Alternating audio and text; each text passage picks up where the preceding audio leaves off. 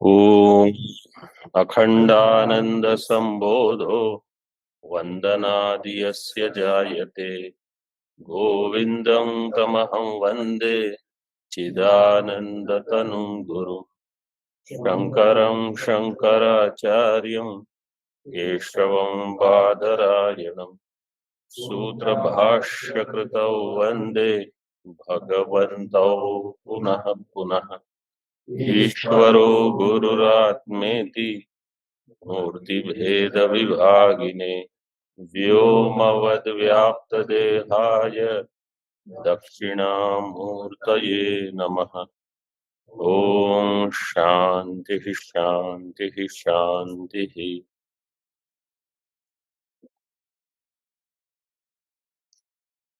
वस्तुनि अवस्तुआरोपो अध्यारोपः। अध्यारोप अपवाद प्रक्रिया का आरंभ किया है। वस्तु जैसे रज्जु है, उसमें अवस्तु रूप सर्प का आरोपणम, ये हमने 299 श्लोक में देख लिया। 299। अब 300 क्या?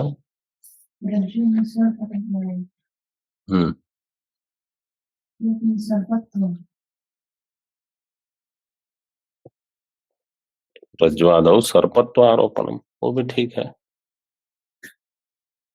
स्वार्थ में ही भाव करके सर्पत्व किया है, मतलब जब ही सर्प के लिए ही सर्पत्व शब्द प्रयोग करते हैं, अथवा जैसे सर्प का आरोप मतलब सर्पत्व न्याय में जैसे कहते हैं तदभाववती तत्प्रकार का ज्ञान, तो वहां सर्पत्व अभाववती, सर्पत्व के अभाव वाली जो रज्जु है, तो वहां सर्पत्व का अभाव ऐसे बोलते हैं। इसलिए आचार्य ने सर्पत्व का आरोपण, सर्पत्व का आरोपण का अर्थ वास्तव में तो वही है, क्योंकि हम सर्प का नहीं, सर्पत्व वाली किसी वस्तु का आरोप करते हैं जिसको हम सर्प मानते हैं, ऐसे भी उपयोग हो जाएगा। सर्पत्व आरोप है। आगे वस्तुतावत् परम ब्रह्म सत्य ज्ञानादि लक्षणम इदमारोपितं यत्र भाति खे नीलतादिवत्।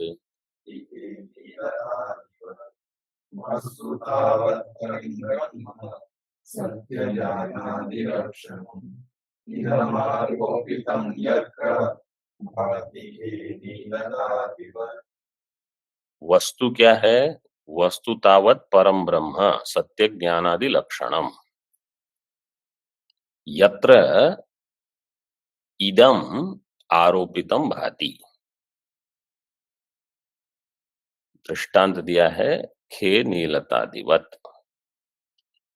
वस्तु है सत्य ज्ञान अनंत लक्षण वाली ब्रह्म, परम ब्रह्म दार्ष्टान्त में, और वहां इदम, इदम का अर्थ है इदम जगत, आरोपितम यत्र यस्मिन अधिष्ठाने भाति, जैसे आकाश में नीलिमा। तो दो विभाग किया, वस्तु अवस्तु। पहले वस्तु का निरूपण कर रहे हैं, अगले श्लोक में अवस्तु का करेंगे। तो वस्तुनि अवस्तु आरोप ये हो जाएगा। फिर अध्यारोप का लक्षण किया, उसमें वस्तु है अवस्तु है, तो वस्तु का भी परिभाषण करना पड़ेगा, अवस्तु को भी बताना पड़ेगा, दोनों को परिभाषित कर रहे हैं। पारमार्थिकम वस्तु तावत् सत्य ज्ञानादि लक्षणम परम ब्रह्म। पारमार्थिक वस्तु क्या है? सत्य ज्ञानादि लक्षण वाली ब्रह्म वस्तु। परम ब्रह्म से निर्गुण ब्रह्म। ख अर्थ है खे, खे आकाशे नीलतादिवत यत्र इदम जगद आरोपितम कल्पितम भाति। जहां यह जगत आरोपित जो है कल्पित रूप से भासता है, जैसे आकाश में नीलिमा भासती है।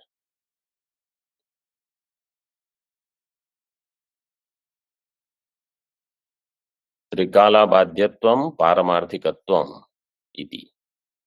परम से लेना पारमार्थिकम, सत्यम ज्ञानम अनंतम ब्रह्म इति श्रुते है। अभी त्रिकाल अबाध्य है, उसकी थोड़ी व्याख्या करते हैं। ब्रीहि वृद्धौ, इसमें ब्रीहि वृद्धौ का ब्रीहि वृद्धौ धातु में क्या सूत्र लगेगा? ब्रह्मैर्नोच्च। ये उणादि सूत्र है, ब्रह्मैर्नो अच्छ। फिर क्या प्रत्यय लगेगा? मनिन प्रत्यय लगेगा। मनिन प्रत्यय लगने से फिर वहां जो ब्रह्म ही का जो नकार है ब्री और ही के बीच में, उस नकार का हो जाएगा अकार। फिर जो ब्रू है उसका हो जाएगा रत्व, तो हो जाएगा ब्रह्म, और आगे मनिन होकर ब्रह्मन, ऐसे हो जाएगा शब्द ब्रह्मन प्रातिपदिक। इसका अर्थ है निरतिशय महत।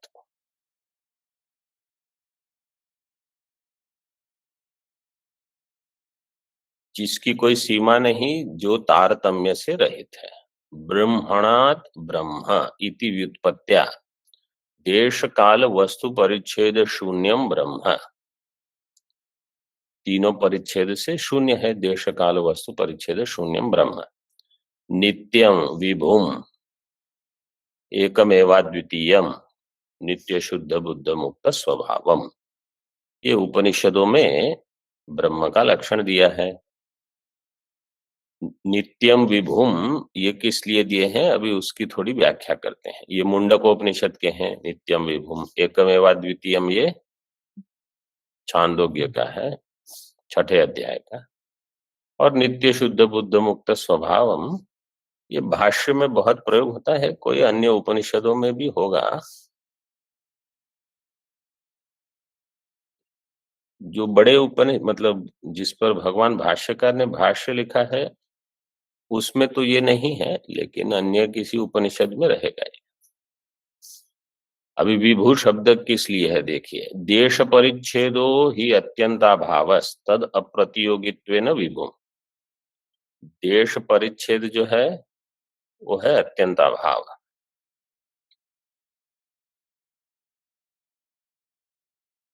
देश का परिच्छेद होना मतलब उसका अत्यंताभाव होना। उसका जो प्रतियोगी होगा अप्रतियोगी, उसका जो प्रतियोगी होगा इसका अर्थ है वो कहीं ना कहीं उसका अत्यंताभाव हो गया। अप्रतियोगी का अर्थ है उसका कहीं भी अत्यंताभाव नहीं होगा, उसको कहा जाएगा विभू।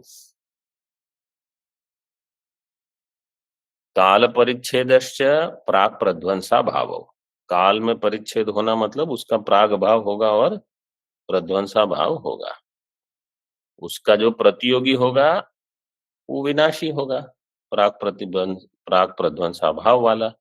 और जो अप्रतियोगी होगा तद अप्रतियोगित्वेन नित्यम, वो नित्य हो जाएगा।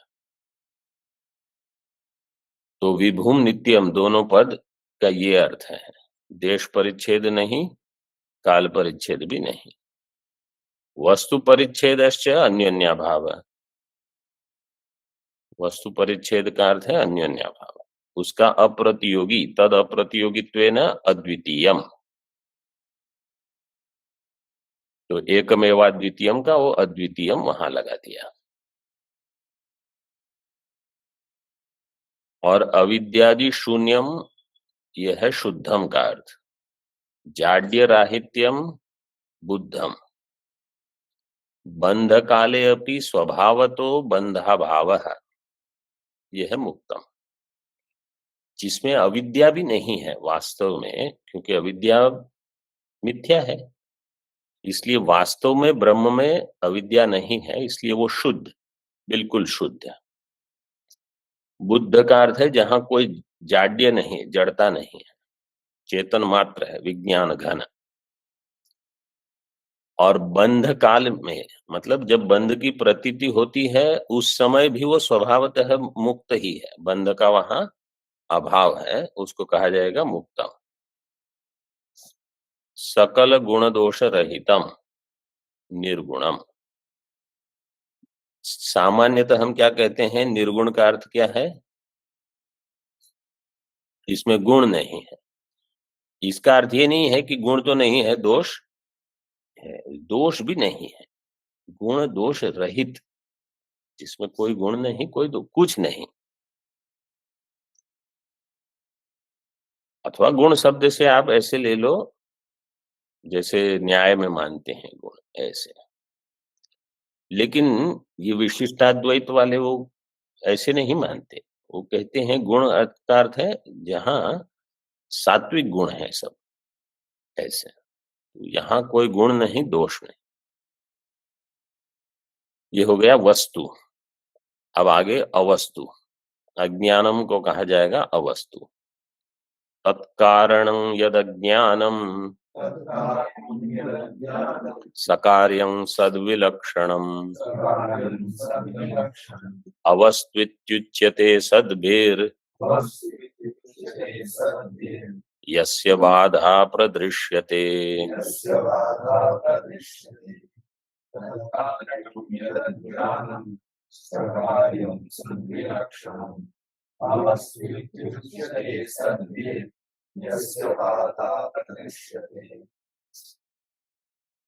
तत्कारणम यदज्ञानम सकार्यम सद्विलक्षणम अवस्तु इति सद्भिः उच्यते यस्य बाधा प्रदृश्यते। तत्कारणम, तत्कारणम से जो आरोपित है, क्योंकि पूर्व श्लोक में जो कहा इदम आरोपितम, उस आरोपित का कारण तत्कारणम अखिल प्रपंचोपादानम यद अथवा तत्कारणम यद अज्ञानम, यद अज्ञानम यस्य अज्ञानम, यस्य का अर्थ होगा इस वस्तु, जो वस्तु है उसका अज्ञानम। क्योंकि जब हम कहते हैं अज्ञानम तो कोई ये ना समझ ले कि घट का अज्ञान भी अज्ञान है और पट का अज्ञान भी अज्ञान है, वही अवस्तु है। वो अवस्तु नहीं है, मतलब मूल अवस्तु। ब्रह्म का अज्ञान, वस्तु का अज्ञान। तत्कारणम यद अज्ञानम सकार्यम कार्येण सह वर्तते इति सकार्यम सद विलक्षणम, जो सद वस्तु से विलक्षण है उसको सद्भि ही अवस्तु इति उच्यते। जो विद्वान है, प्रमाण कुशल है, वो उसको अवस्तु कहते हैं। जो सत से विलक्षण है, जो अज्ञान रूप है और जो जगत का कारण है, प्रपंच का कारण है। किसका अज्ञान? वस्तु का अज्ञान, जिसी को कहा जाएगा मूला विद्या अथवा मूला ज्ञानम। मूला ज्ञानम में विग्रह कैसे होगा? मूला च तदज्ञानं च।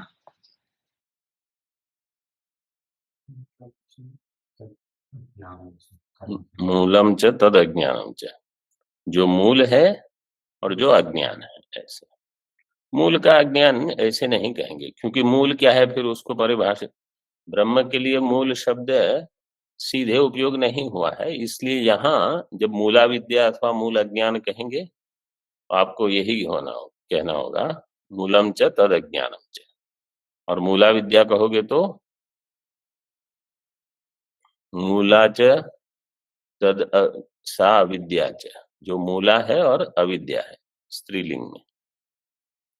यहाँ मूला विद्या करके दिया है व्याख्या में। यस्य बाधा प्रदृश्यते, जिसका बाद दिखाया जाएगा।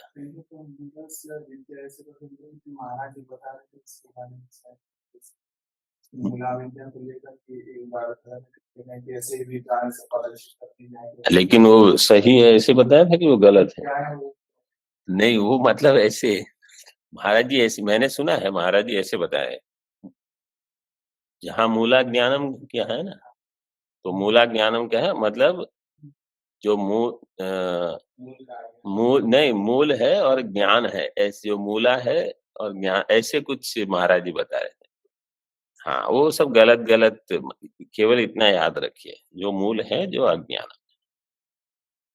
मूल मतलब इस प्रपंच का मूल, ऐसे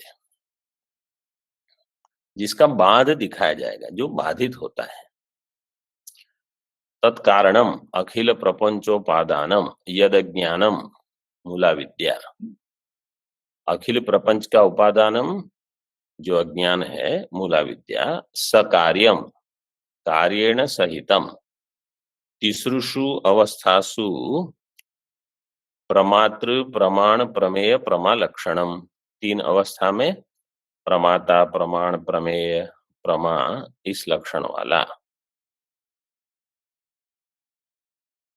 ये हो गया कार्य। अविद्या का कार्य क्या है? अध्यास वाला प्रमाता, क्योंकि सर्वे प्रमाण प्रमेय व्यवहाराः लौकिकाः वैदिकाः च। लौकिका वैदिकाश्च सर्वाणि च शास्त्राणि विधि प्रतिषेध मोक्षपराणि, ये सारे के सारे कार्य है अविद्या के।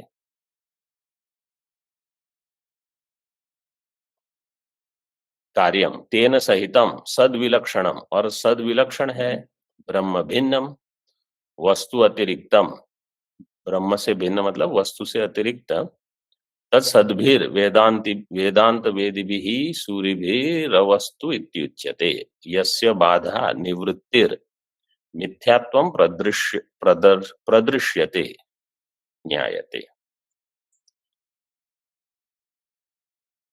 जिसको अवस्तु कहा जाता है वेदांत वेदियों के द्वारा, जो वेदांत जानने वाले हैं, सूरिभिः, यस्य बाधा निवृत्ति, बाद का अर्थ है मिथ्यात्व, बाद का अर्थ उसका दर्शन नहीं होना ये नहीं है, अप्रतीति बाद नहीं कहा जाएगा, उसका मिथ्यात्व ज्ञान इसको कहा जाएगा बाद। न प्रतीतिस्तयोर्बाधस बाधः किंतु मिथ्यात्व निश्चय, मिथ्यात्व निश्चय उस वस्तु के बारे में, उसको कहा जाएगा बाद। ये पंचदशी का श्लोक है, 6ठे अध्याय का या 6ठे का ही है।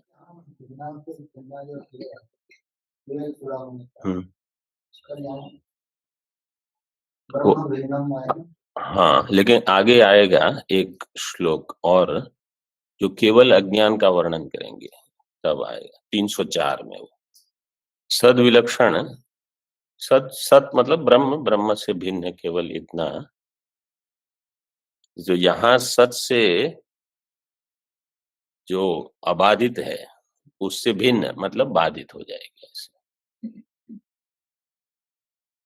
अवस्तु तत्प्रमाणैर्यत् बाध्यते शुक्तिरौप्यवत् न बाध्यते यत्तद्वस्तु त्रिषु कालेषु शुक्तिवत्।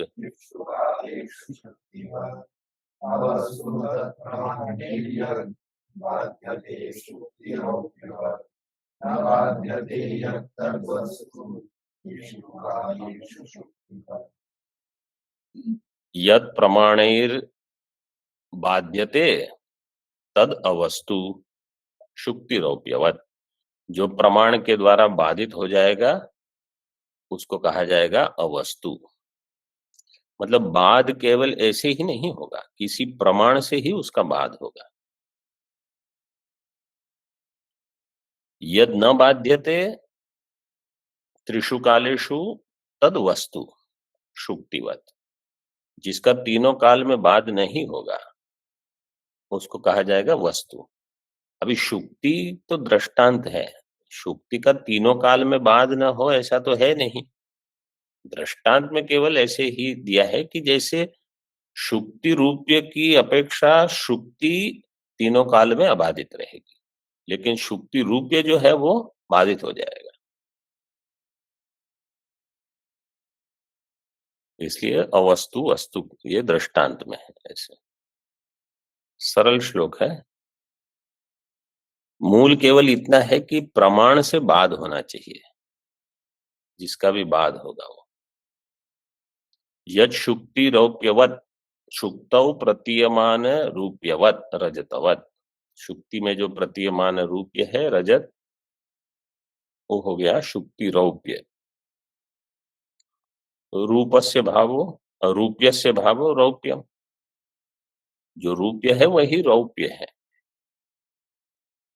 प्रमाणैर बाध्यते तद अवस्तु तन मिथ्या सिद्ध्यति, वो मिथ्या सिद्ध हो जाएगी। जो प्रमाण से बाधित हो जाएगा वो मिथ्या सिद्ध होगा। यद शुक्तिवत त्रिषु कालेषु न बाध्यते तद वस्तु, वस्तु का अर्थ है सत्यम, जो तीन काल में बाधित न हो वो कहा जाएगा वस्तु सत्यम।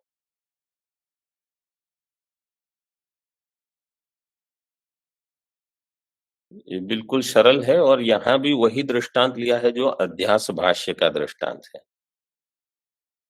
वहां यही दिया है। शुक्ति का ही रजतवद अवभासते, वो दृष्टांत दिया है। शुक्तेर्बाधा न खल्वस्ति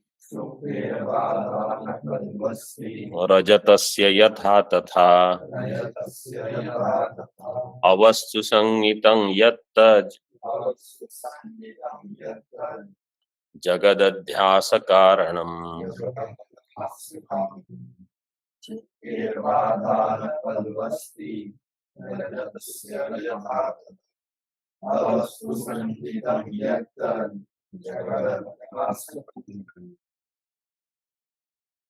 यथा रजतस्य बाधा अस्ति न तथा शुक्तेर बाधा खलु अस्ति, यद अवस्तु संहितम तत् जगद अध्यास कारणम। पूर्वार्ध में दृष्टांत है, उत्तरार्ध में दार्ष्टान्त, लेकिन वही विचार नहीं है, विचार थोड़ा अलग दिया है, लेकिन दोनों को मिला के एक विचार हमको बनाना है। पूर्वार्ध में क्या कहा, जैसे रजत का बाध होता है, यथा रजतस्य बाधा अस्ति न तथा शुक्तेर बाधा खलु अस्ति, इस प्रकार से शुक्ति का बाध नहीं होगा।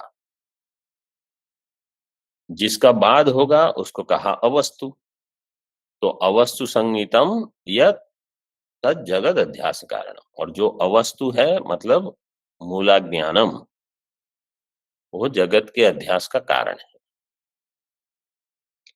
मतलब जगत इसलिए भास रहा है क्योंकि मूला विद्या है। मूला विद्या का अर्थ है ब्रह्म विषय का अविद्या।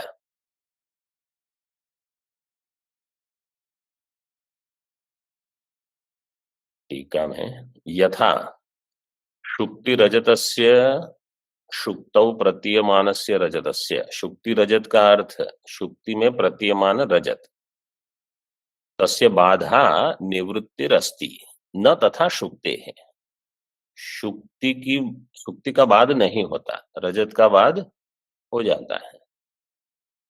यद अवस्तु संहितम सद विलक्षणम सकार्यम जगतः परिणामी उपादानम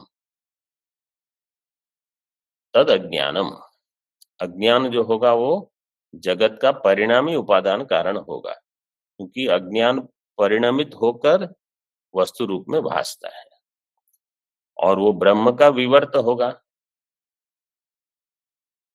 तो जो अवस्तु संहितम है, अवस्तु अज्ञानम सद विलक्षणम, जो सत से विलक्षण है, सकार्यम कार्य सहित वो जगत का परिणामी उपादान होगा। जगतः परिणामी उपादानम तदज्ञानम जगद अध्यास कारणम। अवस्तु से दोनों लेना है, सद विलक्षण और कार्य सहित सब अवस्तु में आ जाए। मुख्य अवस्तु है अज्ञानम, इसलिए अज्ञान का जो कार्य होगा वो भी अवस्तु कहा जाएगा। जगतः परिणामी उपादानम तदज्ञानम जगद अध्यास कारणम। जगतः प्रपंचस्य अध्यासो जगद अध्यासस्तस्य कारणम हेतुः जगद अध्यास कारणम। अभी ये जो कोष्ठ है वो देखिए,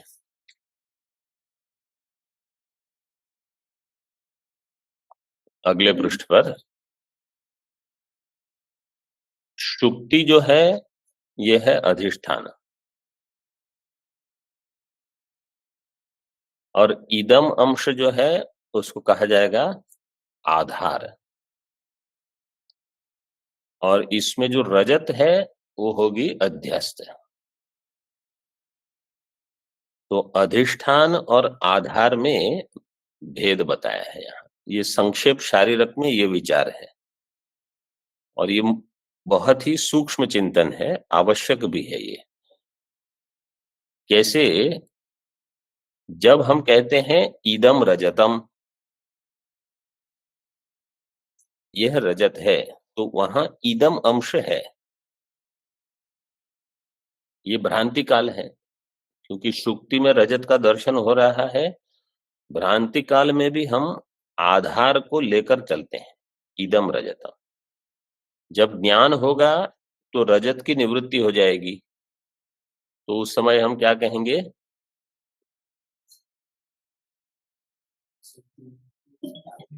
क्या कहेंगे? इदम इयम शक्ति। इयम इयम नहीं, इदम नहीं, इयम इयम शुक्ति ही। जब आप इयम शुक्ति कहोगे तो वहां भी इदम है, इयम स्त्रीलिंग इदम का ही है।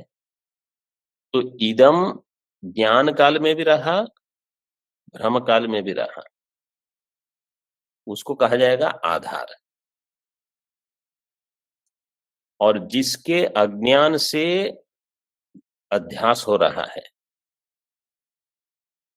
जिसके अज्ञान से अध्यास हो रहा है, किसके अज्ञान से अध्यास हुआ? शुक्ति के अज्ञान से अध्यास हुआ, इदम के अज्ञान से अध्यास नहीं होता, इसलिए शुक्ति अंश को अधिष्ठान कहा जाएगा। और जिसके ज्ञान से अध्यास की निवृत्ति होगी, तो किसके ज्ञान से अध्यास की निवृत्ति होगी? शुक्ति के ज्ञान से।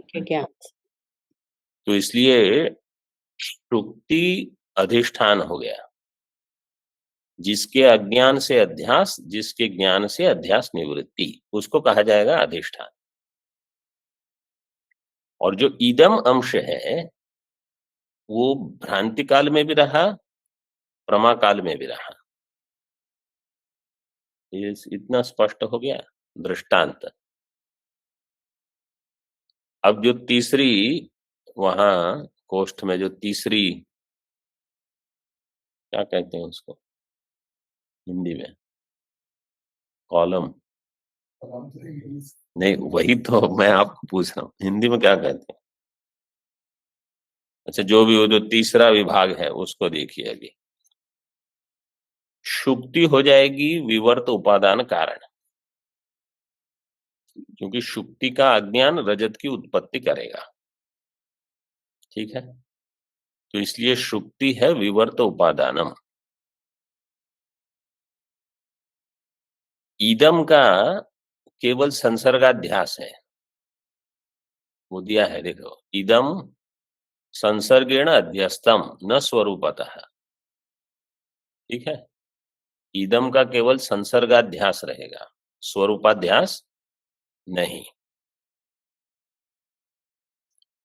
और जो रजत है संसर्गेण स्वरूपेण च अध्यस्तम, उसका संसर्गाध्यास भी होगा, स्वरूपाध्यास भी होगा। तो ये अभी आप लोगों ने जो ब्रह्म सूत्र अध्ययन कर रहे हैं उन्होंने पढ़ लिया है कि आत्मा में अनात्मा का कौन सा अध्यास होता है? संसर्ग अध्यास। और स्वरूपाध्यास भी, केवल संसर्ग नहीं, संसर्गाध्यास स्वरूपाध्यास, आत्मा में अनात्मा का दोनों अध्यास।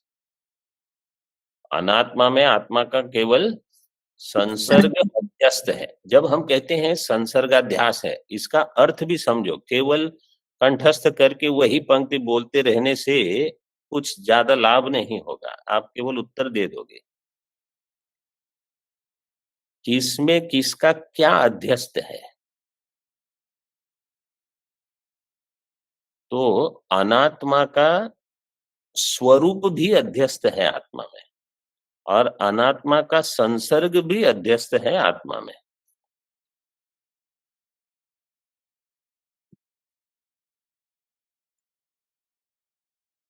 अनात्मा का स्वरूप भी अध्यस्त है, संसर्ग भी अध्यस्त है, और आत्मा का केवल संसर्ग अध्यस्त है।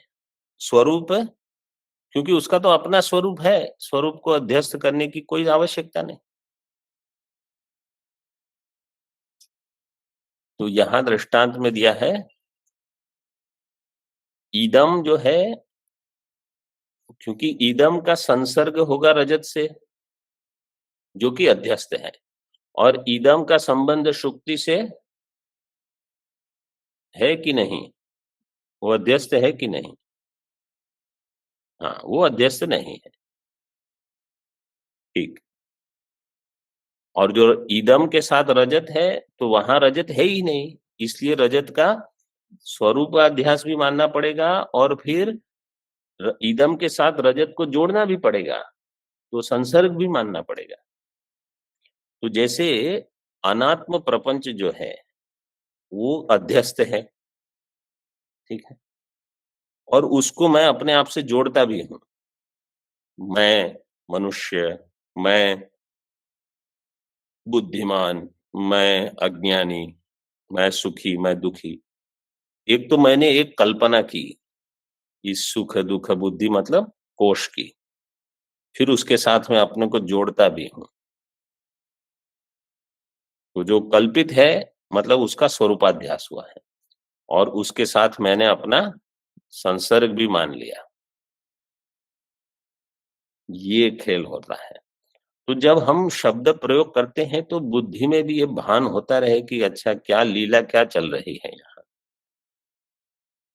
हमारी भी एक, हम भी लीला है, लीला मानुष पंडित है।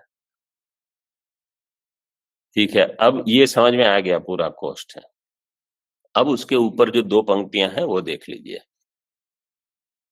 सुप्तौ यदिदम रजतम इति प्रतीतिर भवति तत्र सुप्तेरिदमंशस्य प्रातिभासिक रजतेन संसर्गो भवति, सुप्त्यंशस्य संसर्गो न भवति। सुप्ति में इदम रजतम ये जो प्रतीति होती है, तो देखो यहां वाक्य प्रयोग केवल इतना है, सुप्तौ, आपको समझ लेना है क्या? सुप्ति अवच्छिन्न चैतन्य, वो आपको हमेशा याद रखना है कि जो भी अध्यास हो रहा है वो चैतन्य में होगा, जड़ में अध्यास नहीं होता। वाक्य प्रयोग अगर ऐसे कर भी दिया, सुप्तौ रजतम, बाकी सब आपको वहां समझना होगा। सुप्तौ यदिदम रजतम इति प्रतीतिर्भवति तत्र सुप्तेरिदम अंशस्य प्रातिभासिक रजतेन, सुप्ति में इदम अंशस्य, सुप्ति का जो इदम अंश है उसका प्रातिभासिक रजत के साथ संसर्ग होगा। सुप्ति के साथ रजत का संसर्ग नहीं होता। सुप्ति अंशस्य संसर्गो न भवति, सुप्ति और रजत का संसर्ग कैसे होगा? जब सुप्ति है तो रजत नहीं, केवल इदम अंश के साथ ही संसर्ग हुआ।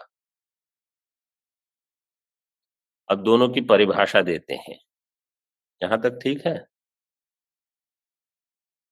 यद विषया ज्ञानात यद भवति तत्तस्य अधिष्ठानम। जिसके अज्ञान से यद भवति का अर्थ है यद अध्यस्तम भवति तत्तस्य अधिष्ठानम, वह उसका तत्तस्य, तत् शुक्ति ही, तस्य रजतस्य अधिष्ठानम। ऐसे दो दो सर्वनाम है परिभाषा में, लेकिन दोनों का अर्थ अलग है। यद विषया यद भवति, यद विषया ज्ञानाद यद भवति, तो वो यद यद एक ही नहीं है, वो यद यद अलग है। पहला यद जो है उसका अन्वय पहले तत् के साथ, तो द्वितीय यद है उसका अन्वय दूसरे तत् के साथ। ये समझ में आ गया? यद विषया ज्ञानाद यद भवति तत्तस्य अधिष्ठानम। और दूसरा यन निष्ठतया यद स्फुरति सतस्य आधार है। यन निष्ठतया, जिसमें निष्ठ होकर, यद स्फुरति, किम स्फुरति, रजतम, सह तस्य आधार है। सह इदम अंश तस्य रजतस्य आधार है। ऐसे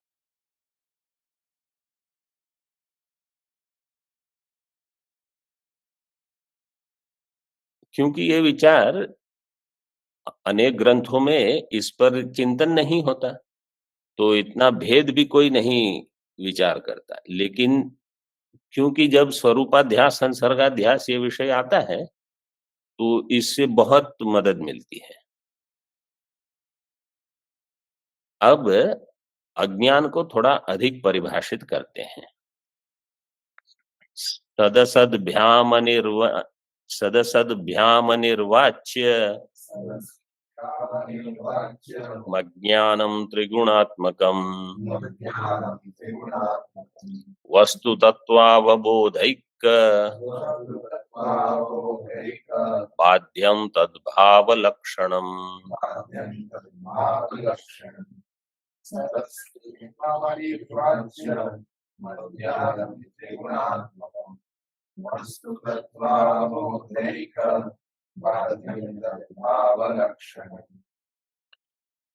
अज्ञानम सदसद्भ्याम अनिर्वाच्यम एक, त्रिगुणात्मकम दो, वस्तु तत्वावबोधैक बाध्यम तीन, और तद्भाव लक्षणम चार।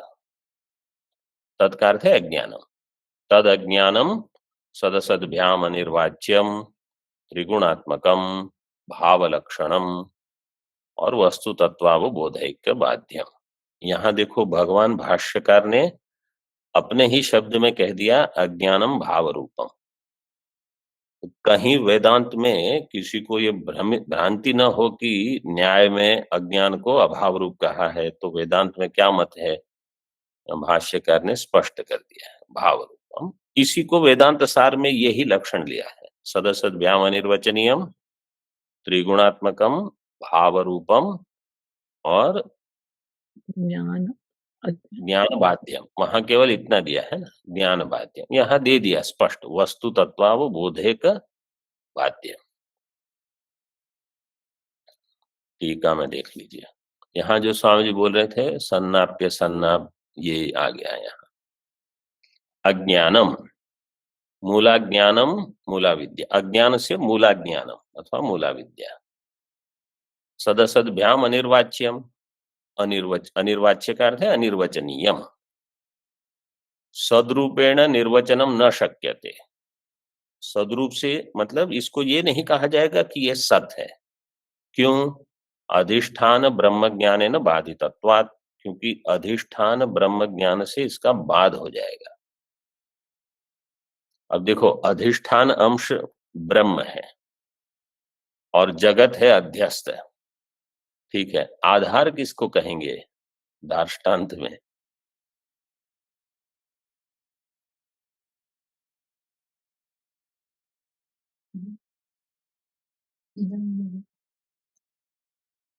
नहीं, इदम उसको ब्रह्म के साथ भी तो जोड़ना होगा ना आपको।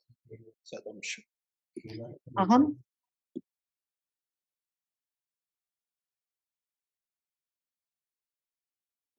अविद्या उपहित चैतन्य। सत अंश ये सही उत्तर है, क्योंकि जगत भी सद रूप से भासता है, अस्ति अस्ति अस्ति, और सत वास्तव में ब्रह्म है। तो ब्रह्म का ही सदरूप जगत में भासता है।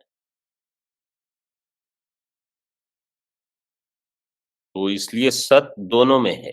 भ्रांति काल में भी अस्ति अस्ति रूप से सत है, और ज्ञान काल में सदरूप ब्रह्म रहेगा। तो आधार सत, अथवा थोड़ा और छूट देनी हो तो सच्चित आधार ले लो, क्योंकि अस्ति भांति सभी में है। लेकिन आनंद, ये वेदांत परिभाषा में ऐसे बताया है कि सच्चित सभी को ज्ञात है। आनंद अथवा अनंत ये केवल अज्ञान निवृत्ति होगी तभी भान होगा। तो या तो केवल सत कहो, क्योंकि जड़ पदार्थ में भी वो अनुगत हो जाएगा। अधिष्ठान ब्रह्म ज्ञानेन बाधितत्वात् न सदरूपेण निर्वचनम। अधिष्ठान ब्रह्म ज्ञान से इसका बाध हो जाता है। असद रूपेण निर्वचनम न शक्यते। असद रूप से उसका निर्वचन नहीं हो सकता। क्यों? प्रतीयमानत्वात्, क्योंकि उसकी प्रतीति हो रही है। इसलिए ये शश विषाण वंध्यापुत्र के जैसे अत्यंत असत नहीं है। उभय रूपम न शक्यते परस्पर विरोधित्वात्। अविद्या का अथवा अज्ञान का उभय रूप हो, सद भी हो असद भी हो, ये नहीं हो सकता, क्योंकि परस्पर विरोध है। सच्चे न बाध्येत, असच्चे न प्रतीयत। जो सत है उसका बाद नहीं होगा, जो असत है उसकी प्रतीति नहीं होती। तो यहां प्रतीति भी है और बाद भी है। तो सत भी नहीं असत भी नहीं। तस्माद अनिर्वाच्यम अनिर्वचनीयम, इसलिए ये अनिर्वचनीय है।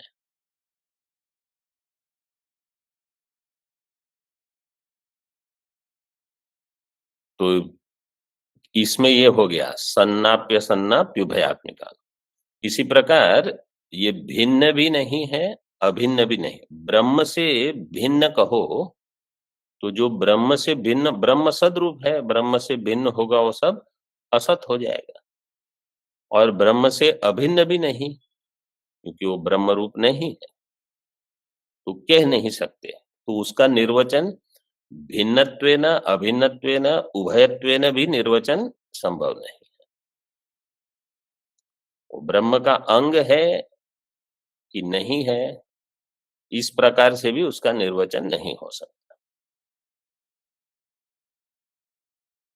तो इसलिए महाद्भुता अनिर्वचनीय रूपा त्रिगुणात्मकम सत्व रजस तमो गुणात्मकम, ये त्रिगुणात्मक हो गया। वस्तु तत्वावबोधैक बाध्यम, वस्तु है अधिष्ठान ब्रह्म, तदेव तत्वम, वस्तु तत्वम, तस्य अवबोध वस्तु तत्वावबोधस, तेनैव एकेन बाधो। केवल ज्ञान, ब्रह्म के ज्ञान से, अधिष्ठान के ज्ञान से ही उसका बाध होगा। मतलब निर्गुण ब्रह्म के ज्ञान से ही अविद्या जाएगी, इसको हमेशा स्पष्ट रखना। बाधो यस्य तद वस्तु तत्वावबोधैक बाध्यम तद अज्ञानम भाव लक्षणम न अभाव लक्षणम यथा तार्किकैः ही स्वीकृतम। ये भाव रूप है, अभाव रूप नहीं, जैसे तार्किक मानते हैं। तो अभी किसी को शंका होगी, क्या शंका हो सकती है? देखिए, भाव लक्षण पदे न पारमार्थिकम सदरूपम आशंकनीयम। कोई कहेगा भाव रूप होगा तो पारमार्थिक हो गया, भाव रूप आप कहते हो, तो उसकी शंका नहीं करो। न पारमार्थिकम सदरूपम आशंकनीयम किंतु व्यावहारिकम भाव रूपम, ये केवल व्यावहारिक भाव रूप है। जैसे घटपट आदि, वो भी व्यावहारिक है, उनको अस्थि रूप से हम जानते हैं। तद अज्ञानम सकार्यम ब्रह्म ज्ञानेन बाध्यते इति, और वह अज्ञान अपने कार्य सहित जब ब्रह्म ज्ञान होगा तो उसका बाध हो जाएगा, बाध्यते। यहाँ तक रखते हैं। ओम पूर्णमदः पूर्णमिदं पूर्णात् पूर्णमुदच्यते पूर्णस्य पूर्णमादाय पूर्णमेवावशिष्यते। ओम शांति शांति शांति। शंकरं शंकराचार्यं केशवं बादरायणं सूत्रभाष्यकृतौ वन्दे भगवन्तौ पुनः पुनः।